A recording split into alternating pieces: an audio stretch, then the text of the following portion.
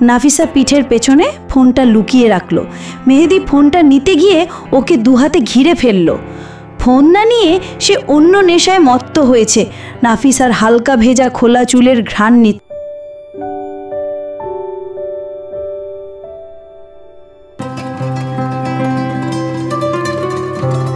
আমাদের জীবন কথা। প্রায় 20 মিনিট ধরে জলপট্টি দিয়ে যাচ্ছিল মেহেদি। মাত্রই নাফিসা চোখ খুলে তাকালো। ওকে চোখ খুলতে দেখে মেহেদি যেন প্রাণ ফিরে পেল। সাথে সাথেই ওর কপালে একটা চুমু এঁকে দিল। নাফিসার আধবোঝা চোখের পাতা বারবার খুলছিল আর বন্ধ হচ্ছিল। চোখে পানি ঝরছিল। মেহেদি চোখের পানিটা মুছে দিয়ে জলপট্টি লাগিয়ে দিচ্ছিল। নাফিসা ওর দিকেই তাকিয়েছিল। হাতটা নাড়াতে গিয়েও পারল না, ব্যথা লাগছিল। তাকিয়ে দেখল ওর হাতে স্যালাইনের সিরিঞ্জ লাগানো। নাফিসা চোখ গড়িয়ে অনবরত পানি পড়েই যাচ্ছিল। মেহেদি, কেমন লাগছে এখন? নাফিসা অস্পষ্ট ভাঙা ভাঙা কণ্ঠে বলল, আমি আর মায়ের ঘরে যাব না, আর তোমাকে আমার মুখও দেখাবো না, থাকবো না আর এখানে। পারলাম না, আমি হেরে গেছি। আমি তোমাকে সঙ্গ দিয়ে তোমার একাকিত্ব দূর করতে এসেছিলাম। পারলাম না তোমার জীবনটা গুছিয়ে দিতে। আর থাকবো না আমি এখানে। খুব কষ্ট হচ্ছে আমার, খুব কষ্ট হচ্ছে মেহেদি। মেহেদি ওর মাথাটা বালিশ থেকে একটু তুলে বুকে জড়িয়ে ধরল। ওরও চোখ দিয়ে অশ্রু ঝরছিল। মাথায় গভীরভাবে চুমু দিল। নাফিসা আবার বলতে লাগলো, আমাকে আমার বাসায় পৌঁছে দিতে পারবে? বাঁচবো না মনে হয়। খুব দেখতে ইচ্ছে করছে আমার পরিবারকে। খুব ইচ্ছে করছে তাদের সাথে আগের মতো সময় কাটাতে। আমি আর তোমাকে বিরক্ত করব না কখনো। বাঁচতে ইচ্ছে করছে আমার মেহেদি। রেখে আসবে আমাকে আমার বাসায়? একটু পৌঁছে দিতে পারবে? সত্যি বলছি, আর আসবো না তোমার কাছে। এই অলক্ষণে মুখ আর দেখতে পাবে না, আর কখনোই খুনিকে দেখতে পাবে না। বিশ্বাস করো, আমি খুব ব্যথা পেয়েছি। তুমি যখনই মেরেছ আমি খুব ব্যথা পেয়েছি। খুব কষ্ট লাগছে আমার কথা বলতে। আমি চলে যাব এখান থেকে। মেহেদির ভেতরটা ফেটে যাচ্ছিল। প্রত্যেকটা কথা ওর হৃৎপিণ্ডটাকে ক্ষত বিক্ষত করে ফেলছিল। এতটা জঘন্য সে কিভাবে হতে পারে? দুদিন ওর মুখ না দেখতে পেয়েই তো ছটফট করছিল। ও চলে গেলে থাকবে কি করে? ইচ্ছে করছিল নিজের কলিজাটা ফাঁক করে নাফিসাকে সেখানে রেখে দিতে। ওর কষ্ট এখন আর সহ্য হচ্ছিল না। ওকে হারিয়ে ফেলার ভয় করছিল খুব। মেহেদি, কোথাও যাবি না তুই, আমার কাছে থাকবি। তুই চলে গেলে আমি একা থাকবো কি করে? তুই ছাড়া আর কে আছে আমার? আমি চাকরি করছি তো, প্রতিদিন অফিস যাচ্ছি। কোথাও যেতে দেব না আমি। আর মারবো না আমি। আর মারবো না। কিচ্ছু হবে না তোর। আল্লাহ, একটু রহম করো। নিও না ওকে, সুস্থভাবে ফিরিয়ে দাও। অতি কষ্টে মেহেদি পাগলের মতো কথা বলে যাচ্ছিল। খুব শক্ত করে জড়িয়ে রেখেছে নাফিসাকে। কেউ কেড়ে নিতে চাইলেও দেবে না সে। এদিকে নাফিসা আর কোনো সাড়া পাচ্ছিল না। সে ওকে বালিশে শুইয়ে দিয়ে দেখলো নাফিসা চোখ বন্ধ করে আছে, আর কিছু বলছে না। গালে হাত রেখে নাড়িয়ে ডাকতে লাগলো মেহেদি। মেহেদি, এই নাফিসা, তাকাচ্ছ না কেন? তাকাও আমার দিকে। নাফিসা জোর করে চোখটা একটু ফাঁক করে তাকালো। মেহেদি ওকে ঘুমোতে দেখলেও এখন ভয় পেয়ে যাচ্ছিল। জ্বরে কাঁপছিল নাফিসা।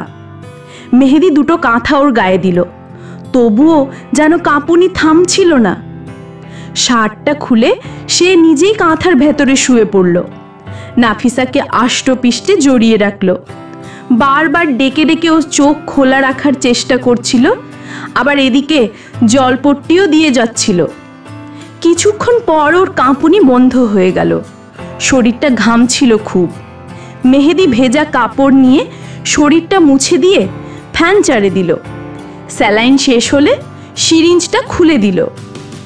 সারা রাত নাফিসার সেবা করতে করতে কাটিয়ে দিল। ফজরের আজান দিলে সে উঠে নামাজ আদায় করে নিল। আবার এসে নাফিসার পাশে শুয়ে পড়ল। কপালে গলায় হাত দিয়ে দেখল শরীর ঘামায় জ্বর কিছুটা কমেছে। নাফিসা ঘুমোচ্ছিল। ঘুমন্ত মুখে মেহেদির ঠোঁটের ছোঁয়ায় ভরিয়ে দিল। সন্ধে থেকে এসব করতে করতে ওর নিজের শরীরেও ক্লান্তি নেমে এসেছিল। ওর চোখ দুটো নিভু নিভু করছিল। একসময় নাফিসাকে জড়িয়ে ধরে সেও ঘুমের দেশে পাড়ি জমানো। কারো ডাকে ঘুম ভাঙল মেহেদির। নাফিসাও চোখ খুলে তাকিয়েছে। ঘুম জড়ানো চোখে মেহেদি নাফিসার দিকে তাকালো। আবার ডাক শুনে বুঝতে পারল ডাক্তার এসেছেন। মেহেদি উঠে বসে নাফিসার চোখের পানি মুছে দিল। ডাকে সাড়া দিয়ে আশেপাশের জিনিসপত্র পরিষ্কার করে দরজাটা খুলল। অনেক বেলা হয়ে গেছে। ডাক্তার এসে নাফিসাকে চেক আপ করলেন। মেহেদির হাতে কিছু ওষুধ দিয়ে বললেন, আল্লাহর রহমতে এখন অনেকটা আশঙ্কামুক্ত। খাবার খাইয়ে ওষুধগুলো ঠিক মতো দিও। শরীর অনেক দুর্বল, খেয়াল রেখো। ঠিক আছে মামা, টাকাটা আমি 2-3 দিন পরে দিই, আসলে এখন একটু হাতে টান। আচ্ছা। ডাক্তার চলে গেলেন। নাফিসা ওঠার চেষ্টা করতেই মেহেদি এসে ওর পাশে বসে আবার শুইয়ে দিল। উঠছো কেন? আমি বাথরুমে যাব। চলো। মেহেদি কোলে নিতে গেলে সে বলল, আমি একাই যেতে পারবো। সারাদিন শুয়ে থেকে মাথাটা আরো বেশি ভারী হয়ে গেছে। মাথার ভারটা যেন এই শরীর আর বহন করতে পারছিল না। খাট থেকে নেমে 2 কদম যেতেই ঢলে পড়ছে।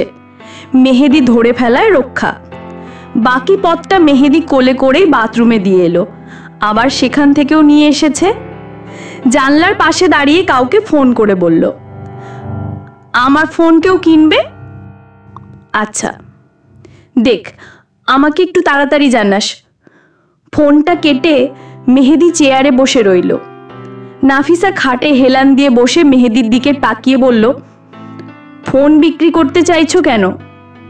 মেহেদি ওর দিকে একবার তাকিয়ে আবার জানলা দিয়ে বাইরে তাকিয়ে রইল, কিন্তু কোনো জবাব দিল না। নাফিসা আবারও একই প্রশ্ন করায় এবার বলল, টাকা নেই, টাকার প্রয়োজন, ডাক্তারের টাকা দিতে হবে। আমার কাছে একবারও চেয়েছো? মেহেদি কোনো জবাব দিল না। নাফিসা আবার বলল, ডাক্তারের কত টাকা? আমার পার্সে কিছু আছে, সেটা দিয়ে এসো। লাগবে না। মোবাইলটা আমি কিনবো, আমার কাছে বেচো। মেহেদি ওর দিকে তাকালো, কিন্তু কিছু বলল না। শুধু এটা ভাবছিল, অসুস্থ থেকেও মশকা থামে না। তবে কথা বলছে, এটা ওর ভালো লাগছে। চুপ থাকতে দেখেই ও ভয় পায়। নাফিসা আবার বলল, কত হলে বিক্রি করবে? মেহেদি, বিক্রি করব না। নাফিসা, এখন না ফোন করে জিজ্ঞেস করলে কেউ ফোন কিনবে কি না? মেহেদি, হ্যাঁ। নাফিসা, তো বলো কত হলে বিক্রি করবে? আমি সিরিয়াসলি কিনবো। মেহেদি, মোবাইল দিয়ে কি করবে? নাফিসা, দেখি কিছু করতে পারি কি না। পার্সটা নাও তো, একটু ওয়ার্ড্রবের নিচের ড্রয়ারে আছে। মেহেদি, পারবো না, চুপচাপ শুয়ে থাকো। নাফিসা, থাক আমিই নিচ্ছি। নাফিসাকে নামতে দেখে ওকে নিষেধ করে সে নিজেই পার্সটা নিল। নাফিসার কাছে দিতে নাফিসা পার্সটা না ধরে মেহেদির হাত ধরল। হাতে টান দিয়ে বসতে ইশারা করলো। মেহেদি বসলে নাফিসা পার্স খুলে টাকা দেখল। 7,500 মতো আছে। এখানে আসার পর সে শপিং করেছে, বাজার করেছে, তারপরও এত টাকা দেখে মেহেদি বলল, এত টাকা কোথায় পেলে? নাফিসা, জমানো টাকা, বাসা থেকে আসার সময় নিয়ে এসেছিলাম। বলো কত টাকায় বিক্রি করবে ফোনটা? 5,000-এ চলবে? মেহেদি, করব না বিক্রি। নাফিসা, আচ্ছা তাহলে 7,000-এ কিনবো, নাও। মেহেদি, লাগবে না। নাফিসা, আশ্চর্য, বাইরের লোকও তো কিনবে, আমিও তো কিনছি, তাহলে নিতে পারছো না কেন? নাফিসা জোর করেই টাকাগুলো মেহেদির মুঠোয় ধরিয়ে দিল। মেহেদি পকেট থেকে ফোন বের করে সিম মেমোরি খোলার জন্য হাতে নিল। কভারটা খুলতে গেলে নাফিসা টান দিয়ে মোবাইলটা নিয়ে নিল। নাফিসা, আমি পুরো সেট কিনেছি, তাছাড়া ফোন থাকবে না, সিম মেমোরি দিয়ে তুমি কি করবে? মেহেদি, সিম মেমোরি সহ কেউ ফোন বেচে? আমার ফোন দাও। নাফিসা, না, এখন এটা আমার। মেহেদি, দিতে বলেছি। নাফিসা পিঠের পেছনে ফোনটা লুকিয়ে রাখলো। মেহেদি ফোনটা নিতে গিয়ে ওকে দুহাতে ঘিরে ফেললো। ফোন না নিয়ে সে অন্য নেশায় মত্ত হয়েছে। নাফিসার হালকা ভেজা খোলা চুলের ঘ্রাণ নিচ্ছিল, কাঁধে ঘাড়ে মাতাল স্পর্শ দিয়ে যাচ্ছিল। নাফিসার চোখে সুখের অশ্রু। নাফিসা, এত ভালোবাসা দিচ্ছ কেন আমাকে? আমি তো চলেই যাব। মেহেদি, কোথাও যাবে না তুমি, এখানেই থাকবে। নাফিসা, কেন থাকবো এখানে? মেহেদি, আমি বলেছি তাই। নাফিসা, আমার যে অত্যাচার সহ্য হয় না, আমি আর সইতে পারছি না এসব। শুধু শুধু এত যন্ত্রণা নিয়ে আমি আর থাকতে পারবো না। মেহেদি, মেহেদি ওর গরম ঠোঁট জোড়ায় ডুবে গেল। 5,000 টাকা সে নিজের কাছে রেখে 2,000 টাকা নাফিসাকে দিয়ে দিল। চ্যানেলটি এখনও যারা সাবস্ক্রাইব করেননি তারা সাবস্ক্রাইব করে পাশে থাকুন। নাফিসা, দিয়ে দিলে কেন? মেহেদি, খাবার বিল। নাফিসা, রেস্টুরেন্ট খুলে বসেছি নাকি? মেহেদি, তুমিই ভালো জানো। মেহেদি নাফিসাকে খাইয়ে দিয়ে ডাক্তারদের কাছে টাকা দিয়ে এলো। বিশেষ প্রয়োজন ছাড়া ঘর থেকে বের হয় না সে। নাফিসার সব দিক থেকে খেয়াল রাখছে সে। তৃতীয় দিন নাফিসা বলল, নাফিসা, অফিস যাও না কেন? প্রথম অফিস বাদ দিলে চাকরি থাকবে? মেহেদি, একা একা খেতে পারবে? নাফিসা, হ্যাঁ। মেহেদি সকালে খাইয়ে দুপুরের খাবার টেবিলে রেখে দিল। অফিসের জন্য তৈরি হয়ে নাফিসাকে বলল, চলো বাথরুমে। নাফিসা, বাথরুমে এখন যাব না। মেহেদি, যেতে হবে, ওঠো। নাফিসা, আরে প্রয়োজন না হলে কেন যাব? মেহেদি, একটু পর প্রয়োজন হতে পারে, তখন আবার পারবে না, তাই আগেই চলো। মেহেদির জোড়াজুড়িতে যেতেই হলো। খাটের পাশে সব কিছু দিয়ে গেল। খাট থেকে নামতে নিষেধ করলো। বমি করার জন্য পাত্রটা পর্যন্ত দিয়ে গেল। বেরিয়ে যাবে এমন সময় নাফিসা মেহেদিকে কাছে ডাকলো। মেহেদি কাছে এসে বসলে নাফিসা ওকে জড়িয়ে ধরল। কানের কাছে মুখ নিয়ে বলল, নাফিসা, ভালোবাসি প্রিয়। আর এদিকে প্যান্টের পকেটে মোবাইলটা রাখতে গেলে মেহেদি ওর হাত ধরে ফেলল। নাফিসা ধরা পড়ে ব্যর্থতার নিঃশ্বাস ছাড়ল। নাফিসা, নিয়ে যাও এটা। মেহেদি, বেচে দিয়েছি। নাফিসা, আমি তোমার কাছে ভাড়া দিলাম, ফোন সাথে নিলে তো বিশেষ প্রয়োজনে তোমাকে ফোনও করতে পারবো। মেহেদি, তোমার কাছে মোবাইল আছে? নাফিসা, মেহেদি মোবাইলটা সাথে নিয়ে অফিসের জন্য বেরিয়ে গেল। নাফিসা যাতে বাসা থেকে বেরিয়ে না যেতে পারে সেজন্য বাইরে থেকে তালা দিয়ে গেল। আবার লাঞ্চ টাইমে সোজা বাসায় ফিরে এসেছে। এসে দেখলো নাফিসা ঘাড় কাত করে চোখ বন্ধ করে বসে আছে। কেউ যে ঘরে এসেছে সেই খেয়াল নেই। মাথাটা চেয়ারে হেলান দিয়ে এক মনে বাইরে তাকিয়ে আছে। মেহেদি কাছে এসে দেখলো ওর চোখ গড়িয়ে বিরতি দিয়ে এক ফোঁটা করে পানি পড়ছে। ওর কাছে কাউকে হঠাৎ দেখে ভয় পেয়ে গেছে নাফিসা। বুকে থুথু দিয়ে চোখের পানিটা দ্রুত মুছে নিল। মেহেদি, এখানে বসে আছো কেন? নাফিসা, কি করব, কোনো কাজ নেই। মেহেদি শার্টটা খুলে নাফিসার ওপর দিল। ঘেমে ভিজে গেছে, ধুয়ে দাও। নাফিসার, খাবার দেব? মেহেদি, না, খেয়েছি। নাফিসা শার্টটা ধুয়ে দিল। খাবার আর কি রান্না করবে? সকালে যে রান্না করেছিল সেগুলোই সব আছে। ফ্রিজ থেকে তরকারি নামিয়ে গরম করলো। মেহেদির কাছে এসে আবার বলল, ফ্রিজের ভাত ভেজে দিলে রাতে খেতে পারবে, না পারলে ভাত রান্না করব। মেহেদি, ফ্রিজে ভাত কেন? ভাত খাওনি? নাফিসা, খেয়েছিলাম অল্প। মেহেদি, কেন, চালের টান পড়েছে? নাফিসা, না, খেতে ভালো লাগছিল না, তাই খাইনি। নতুন করে রান্না করব? মেহেদি, লাগবে না, ওটাই গরম করো। নাফিসা ঠান্ডা ভাত ভেজে গরম করলো। রাতে খাওয়ার সময়ও তেমন খেতে পারছিল না, বমি বমি লাগছিল, তাই খাবার রেখে চলে গেল।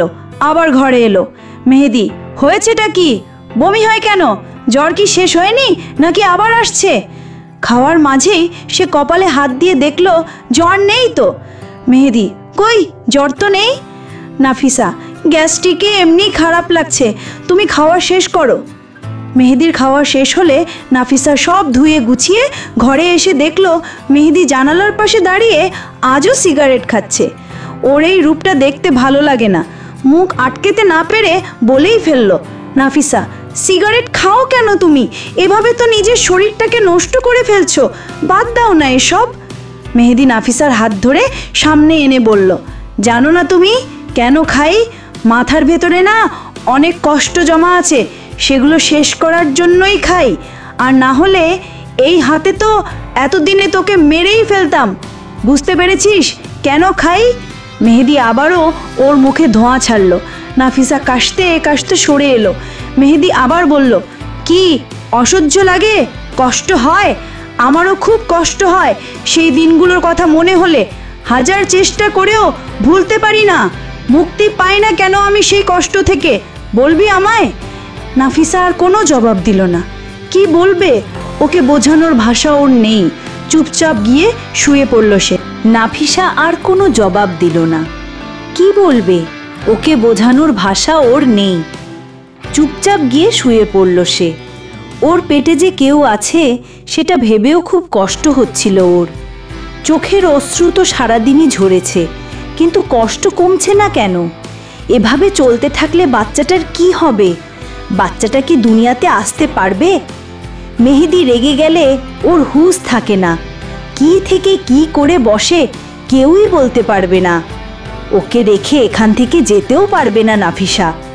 এসেছেই তো সে ওর সঙ্গ দেওয়ার জন্য।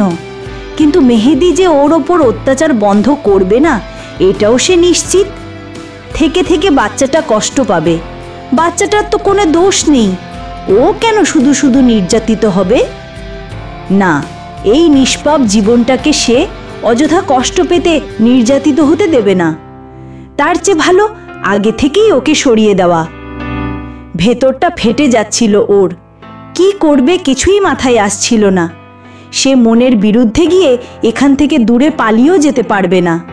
মেহেদিও ওকে যেতে দেবে না, বন্দি করেই রাখবে। চোখের পানিতে বালিশ ভিজিয়ে দিচ্ছিল নাফিসা। মেহেদি সিগারেট শেষ করে হাত পা ছড়িয়ে খাটে এসে পড়ল। নাফিসা চোখের পানি মুছে বিপরীত দিকে ফিরেই শুয়ে রইল। মেহেদি নাফিসার কাঁথার নিচে ঢুকে পড়ল। ওকে পেছন থেকে জড়িয়ে ধরেই ঘুমিয়ে পড়ল। নাফিসার চোখে ঘুম নেই, আছে শুধু কষ্টের অশ্রু। অনেকক্ষণ জেগে থেকে শেষ রাতে ওর চোখ লেগে এসেছে। আবার সেই সকাল সকালই উঠতে হয়েছে ওকে। নামাজ পড়ে রান্না বসিয়েছে সে। মেহেদিও উঠে নামাজ পড়ে আবার ঘুমিয়ে পড়েছে। নাফিসা রান্না শেষ করে ওকে ডেকে দিল। গোসল করে নাস্তা শেষে অফিসের জন্য বেরিয়ে গেল মেহেদি। নাফিসা সারা রাত ভেবেই সিদ্ধান্ত নিয়েছে বাচ্চাটাকে সে অ্যাবর্শন করাবে। সে নির্যাতিত হোক, কিন্তু নিষ্পাপ জীবনটাকে নির্যাতিত হতে দেবে না। মনের সব কষ্ট একপাশে ফেলে সে ডাক্তার শাহনাজকে ফোন করল। বিষয়টা নিয়ে অনেকক্ষণ কথা বলল। ডাক্তার বাচ্চার জীবন নষ্ট করতে নিষেধ করলেও এই জীবন বাঁচিয়ে রাখলে যে আরও ভয়ানক হবে সেটা ডাক্তারকে জানিয়ে সে তার সিদ্ধান্তেই অটুট রইল। কথা বলে জানতে পারল অপারেশন করার পর সুস্থ হতে 2-3 দিন লাগবে, অর্থাৎ 2-3 দিন ওকে হাসপাতালেই থাকতে হবে। সব কিছু ভেবেই সে আজকেই অপারেশনের জন্য প্রস্তুত হয়েছে।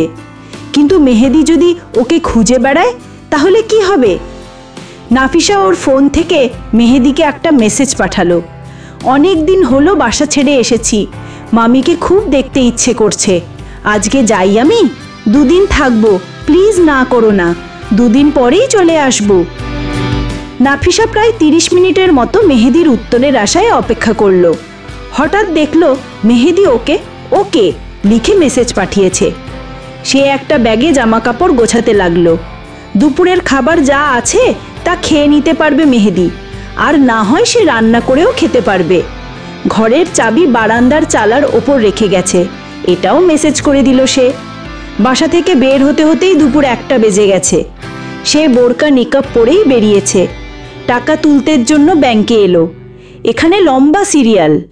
কোনো ফ্যাক্টরির নাকি বেতন দিয়েছে, কর্মীরা টাকা তোলার জন্য ব্যাংকে ভিড় জমিয়েছে। এখানে দাঁড়িয়ে থাকতে থাকতেও অস্থির হয়ে যাচ্ছিল সে। খুব খিদে লেগেছে ওর। অপারেশন করবে, এখন কি সে খেতে পারবে? না খেয়েই দাঁড়িয়ে রইল। খেলে যদি আবার বমি হয়? এই পরিস্থিতিতে এখানে দাঁড়িয়ে থাকতে এমনিতেই অস্থির লাগছিল, তাই খাওয়ার চিন্তাটা মাথা থেকে সরিয়ে ফেলল। এদিকে চিন্তায় আছে ডাক্তার না জানি আবার চলে যান। বিকেল 4টে বেজে গেছে। এই মাত্রই সে টাকা তুলতে পেরেছে। টাকা নিয়ে সে খুব তাড়াহুড়ো করে হেঁটে হাসপাতালের দিকে যাচ্ছিল। ব্যাংকের কাছেই হাসপাতাল। অফিসের কাজ একটু তাড়াতাড়ি শেষ হওয়ায় মেহেদি আবিদের সাথে রিক্সা দিয়ে ফেরার পথে ওর মনে হলো সে নাফিসাকে দেখেছে। রিক্সা থামিয়ে সে ভালো করে খেয়াল করলো।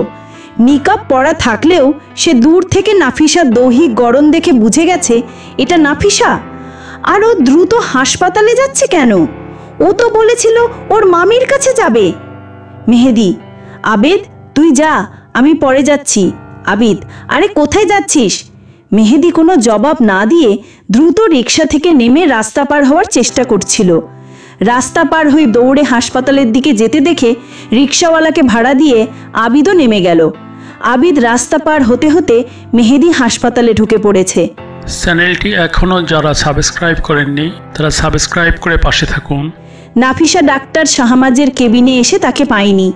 নার্সের কাছে জিজ্ঞাসা করে জানতে পারল ডাক্তার শাহনাজ 107 নম্বর কেবিনে আছেন। সে সেদিকেই এলো। ডাক্তার শাহনাজ কোলে একটা নবজাতক শিশু নিয়ে প্রসূতি মাকে উপদেশ দিচ্ছিলেন। নাফিসার চোখে পানি এসে গেল নবজাতকটিকে দেখে। কত সুন্দরভাবে একটা শিশু জন্ম দিয়ে মা হাসি মুখে কথা বলছেন, আর সে এসেছে তার বাচ্চাকে খুন করতে। একটা হাত নিজের পেটে রেখে মনে মনে বলল, মাফ করে দিস রে বাবু, পরিস্থিতির শিকার হয়ে আমি এই পাপ কাজে এগিয়ে যাচ্ছি। কি করব বল? তোকে নিজ চোখে নির্যাতিত হতে দেখি কিভাবে? আমি যে তোর বাবাকে ছেড়েও কোথাও যেতে পারছি না। ডাক্তার শাহনাজ কেবিনের দরজার দিকে তাকিয়ে নাফিসাকে দাঁড়িয়ে থাকতে দেখলেন। নবজাতকটিকে পাশে থাকা এক মহিলার কাছে দিয়ে তিনি বেরিয়ে এলেন। ডাক্তার, দেখেছো কি ফুটফুটে বাচ্চা? পরিবারের সবাই খুব খুশি, আর তুমি এই জঘন্য কাজ করতে এসেছো? নাফিসা, ইচ্ছে থাকলেও কোনো উপায় নেই ম্যাডাম, আমি এটা করতে বাধ্য হচ্ছি। অ্যাবর্শন করাটা জরুরি। আমি টাকা রিপোর্ট সব নিয়ে এসেছি। এখন কি করতে হবে বলুন আমাকে? ডাক্তার, সাথে কে এসেছে? নাফিসা, কেউ না, আমি একা। হোয়াট? একটা অপারেশন হবে, সেটার জন্য তুমি একা এসেছো? সাহস দেখলে অবাক না হয়ে পারি না। অ্যাবর্শন করাবে, সেটার জন্য পরিবারের সদস্য তো লাগবে। আমরা এত ঝুঁকি নিয়ে কাজ করতে পারবো না। তাছাড়া তোমার দেখাশোনার জন্যও তো কাউকে লাগবে।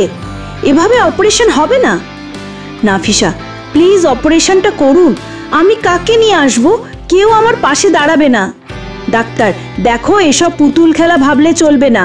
তুমি আগে পরিবারের সদস্য নিয়ে আসো, পরেই তোমার অ্যাবর্শন হবে। তা না হলে আমি কিছুই করতে পারছি না। মেহেদি, এক্সকিউজ মি, আপনি এখানে দাঁড়িয়ে আছেন কেন? কাকে প্রয়োজন? ডাক্তার, মেহেদিকে উদ্দেশ্য করে, আপনার কাছে অ্যাবর্শন করতে আসা রুগীকে প্রয়োজন।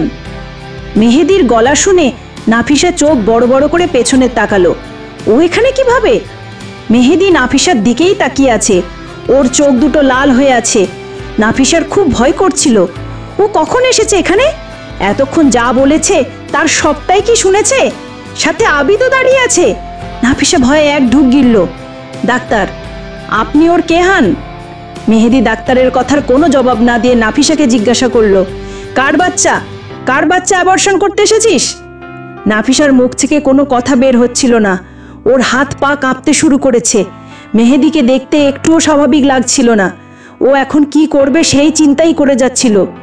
মেহেদি কোনো জবাব না পেয়ে নাফিসার হাতে থাকা রিপোর্টটা হাতে নিল। চোখ বুলিয়ে দেখল প্রেগন্যান্সি রিপোর্ট। বাচ্চার কথা শুনতেই ওর মন শতভাগ নিশ্চিত ছিল যে নাফিসার গর্ভে ওরই সন্তান। নাফিসাকে বমি করতে দেখে কয়েকবার ওর সন্দেহ হয়েছিল ও প্রেগনেন্ট কিনা। পরক্ষণে মনে হয়েছে জ্বরে ভোগার কারণে এমনটা হচ্ছে।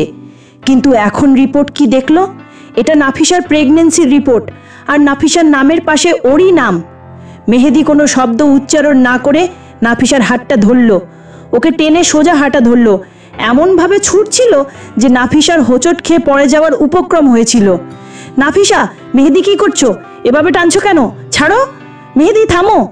মেহেদি কোনো কথা শুনছিল না, সে একটানা হেঁটে যাচ্ছিল। আবিদও ওর পিছু পিছু যাচ্ছিল আর মেহেদিকে থামতে বলছিল। গল্পটি আপনাদের কেমন লাগলো কমেন্ট করে আপনাদের মতামত জানান। আমাদের জীবন কথা চ্যানেলটি সাবস্ক্রাইব করুন এবং বন্ধুদের সাথে ভিডিওটি শেয়ার করুন।